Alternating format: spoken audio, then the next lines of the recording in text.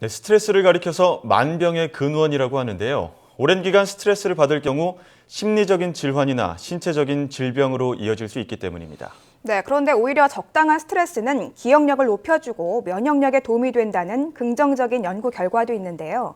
이 시간에는 건강에 도움을 주거나 혹은 나쁜 영향을 주는 스트레스에 대해 전문가와 함께 자세히 알아보도록 하겠습니다. 고려대 안암병원 가정의학과 김양현 교수 전화 연결됐습니다. 교수님 안녕하십니까? 네, 안녕하십니까. 네, 아무래도 이 현대인 하면 뗄래야 뗄 수 없는 단어 바로 이 스트레스가 아닌가 하는 생각이 드는데요. 스트레스는 만병의 근원 저희가 앞서 말씀드렸습니다만 이 건강을 해치는 주범으로도 잘 알려져 있거든요. 네, 우선 이 스트레스로 인해서 발생하는 질환들은 구체적으로 어떤 것들이 있습니까? 보통 스트레스는 널리 알려져 있는 것처럼 여러 질환의 원인이 될 수 있습니다. 흔히 알려진 두통이나 또는 불안증, 그리고 우울증으로 이어지기도 하고요. 이런 스트레스가 심할 경우에는 자살에까지 이를 수 있습니다. 특히 소화기 쪽의 역할을 영향을 많이 주는데요. 소화불량을 비롯하여서 위염이나 위궤양 등의 원인이 되기도 하고, 장적으로는 과민성 대장 증후군을 일으킬 수 있습니다. 만약에 이런 스트레스가 만성적으로 작용할 경우에는 혈압이나 혈당 상승으로 인해서 고혈압이나 당뇨병의 원인이 되기도 합니다. 또는 이런 스트레스가 많을 때는 식욕도 많이 올라가기 때문에 비만의 원인이 되기도 합니다. 네, 두통이나 우울증, 불안증 혹은 소화기관에 영향을 준다거나 비만에 영향을 줄 수도 있다라고 하셨는데 그런데 또 특히 흔히 스트레스를 많이 받으면 면역력이 떨어져서 요즘처럼 추운 날씨에는 감기나 각종 감염병에 더 쉽게 걸린다고도 하는데요. 이게 과학적으로 근거가 있는 건가요? 네, 스트레스를 받게 되면은 몸에 활성산소가 많이 증가하게 되는데요.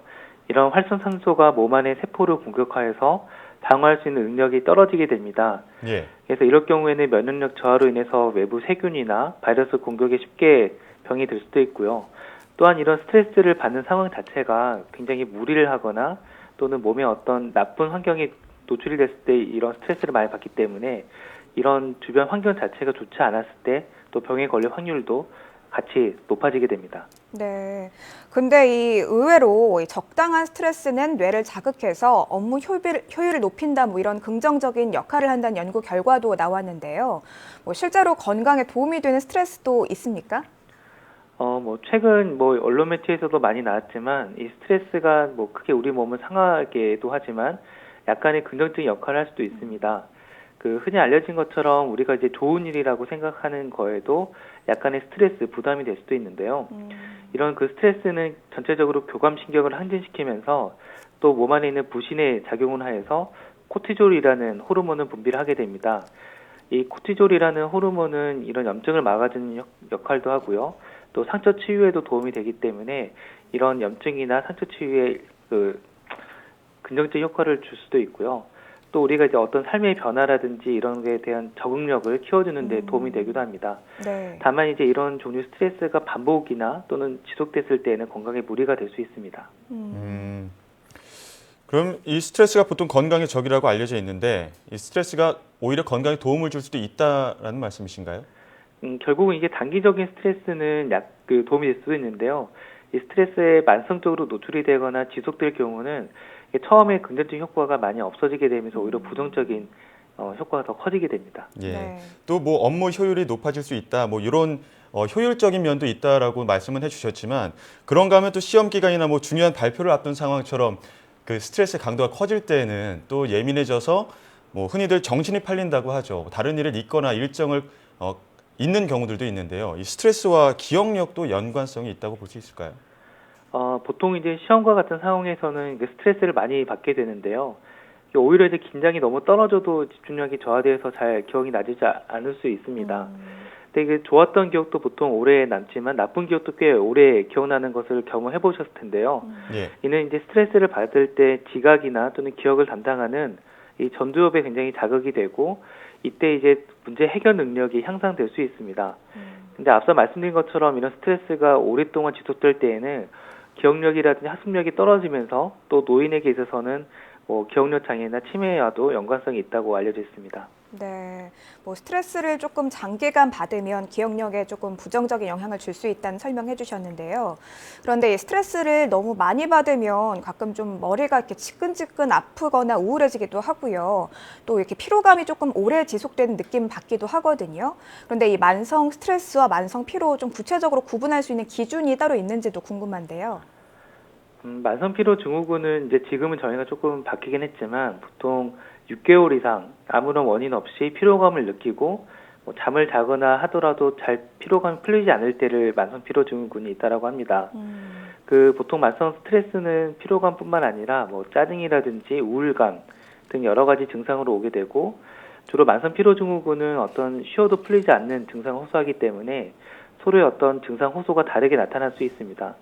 그런 반면에 또 이 두 가지가 함께 공존할 수도 있기 때문에 사실 구별은 쉽지 않습니다. 네. 그렇다면 자신이 이게 스트레스를 느끼면서 그 스트레스가 내 몸에 어떤 영향을 주겠다 싶은 판단을 하기가 쉽지는 않거든요. 이 스트레스가 보통 수준인지 혹은 신체적으로나 정신적으로 영향을 정도로 심각한지 이렇게 확인할 수 있는 방법도 있을까요?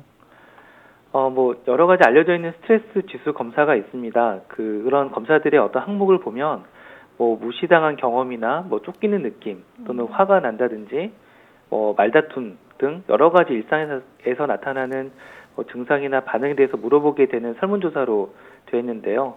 아무래도 이런 그 해당 항목에 많이 포함될수록 높은 점수를 받게 되고 이런 것들이 이제 스트레스가 높다라고 판단을 하게 됩니다. 뭐 그 외에도 이제 이런 스트레스 같은 경우는 뭐 불안이나 우울에 대해서 불안 척도라든지 우울 지표를 통해서 간접적으로 알아보기도 합니다.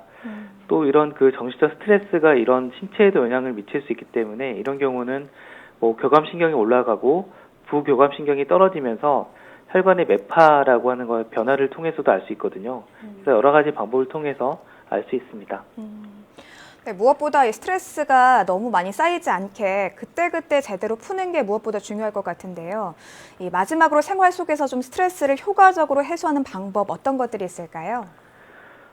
이제 뭐 쉽게 할 수 있는 방법은 이제 심호흡을 하거나 이제 물을 마셔보는 것도 의외로 도움이 되고요. 네. 근데 만약에 먹는 것으로 푸는 경우가 있는데 이럴 때에는 간혹 칼로리 과다 섭취로 인해서 비만으로 이어지고 이 또한 스트레스가 될 수 있기 때문에 가능하면 먹는 것으로 푸는 것보다는 신체 활동을 늘리거나 아니면은 뭐 자신이 좋아하는 것에 대한 뭐 취미 활동을 갖는 것도 좋습니다. 그리고 이제 친한 사람과 대화를 하거나 또는 잠시 이제 다른 환경에 여행을 다니는 것도 도움이 되고요. 또 가장 중요한 거는 이런 스트레스가 한번 발생하게 되면 악순환이 계속되기 때문에 어떤 한 번의 긍정의 사이클을 돌려주는 것이 이 스트레스 해소에 가장 중요할 것 같습니다. 네. 예, 뭐 심호흡을 하거나 물을 자주 마시거나 뭐 혼자 조금 생각을 하는 시간을 가져보는 것도 좋을 것 같습니다. 지금까지 고려대 안암병원 가정의학과 김양현 교수와 함께 이야기 나눴습니다. 교수님, 오늘 말씀 잘 들었습니다. 네, 감사합니다. 네, 우리가 뭐 기침을 하거나 코가 막히면 감기가 걸렸다고 하죠. 이것처럼 뭐 우울감을 느끼거나 혹은 두통을 느끼면 그 스트레스가 조금 많다라는 판단을 해보시고 심호흡을 하시거나 물을 한 잔 드시는 것도 좋을 것 같습니다. 네, 뭐 장기간의 스트레스는 물론 좋지 않겠지만 약간의 스트레스는 또 오히려 건강에 도움이 될 수 있다고 하니까요. 모든 일은 좀 마음가짐에 달린 게 아닌가 하는 네. 생각도 조금 들었습니다.